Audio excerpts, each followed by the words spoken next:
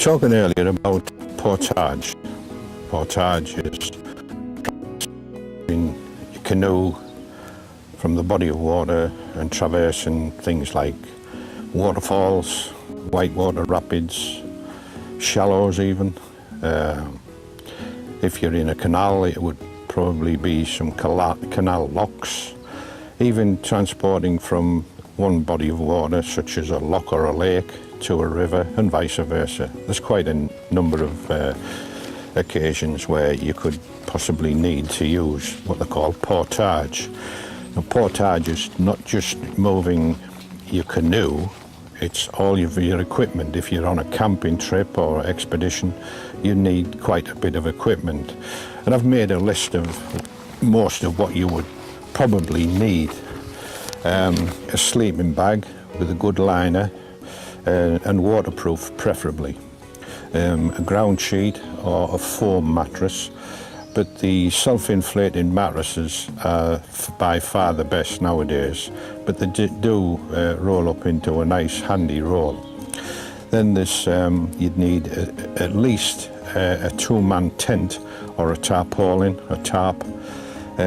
In my case, a small folding chair. You can get the small camping ones now. And most important, a first aid kit. You must take a first aid kit with you and some maps of the area that you're going to be visiting. The toiletries would include also toilet paper. You'd need a spade for digging a latrine and some wet wipes for obvious reasons.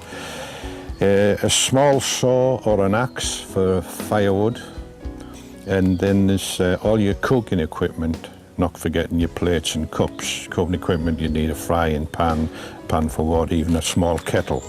A small gas stove, fuel, powered by fuel. There's quite a variety on them, so the choice would be yours. The dry bags, these are folding bags that you can store stuff in, mainly clothing and this sort of thing. Anything that you want to keep dry. They come in various sizes. Or you can use the barrels, which I find a bit bulky. I much prefer the dry bags because they fold down flat and take up a lot less room. You need some food and food containers. Your folding water container, the plastic ones you can get now, are very handy. They go flat again once you've finished with them.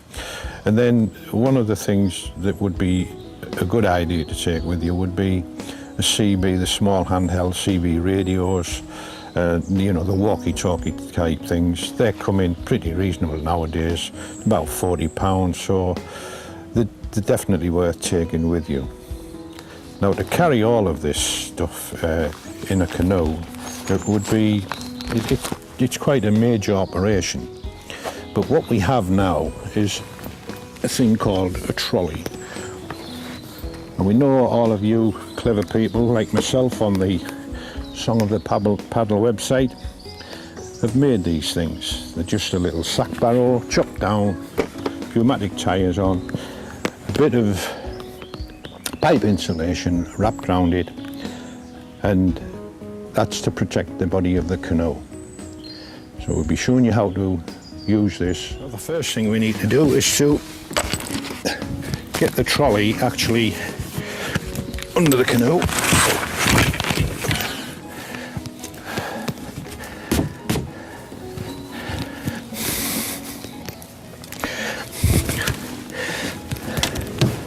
Making sure it's straight and centered. Once we have our trolley mounted under the bottom of the canoe, I put mine where there's a seat to give it a bit of strength for when you ratchet this thing up, because it does nip the sides in a bit.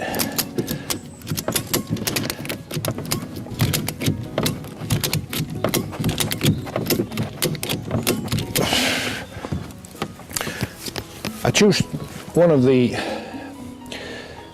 seats nearer the end because I found that if I put it under the middle seat, the flexing of the wide part of the canoe up and down on the trolley, I wouldn't have thought was too good for the structure of the canoe.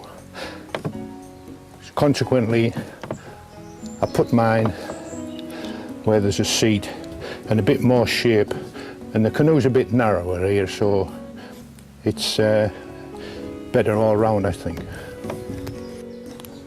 This is definitely a much better idea than trying to carry it all.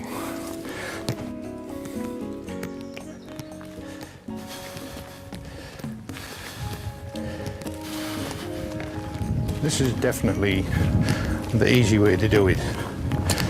Little trolley on the back, all your problems solved about carrying stuff. Just the job.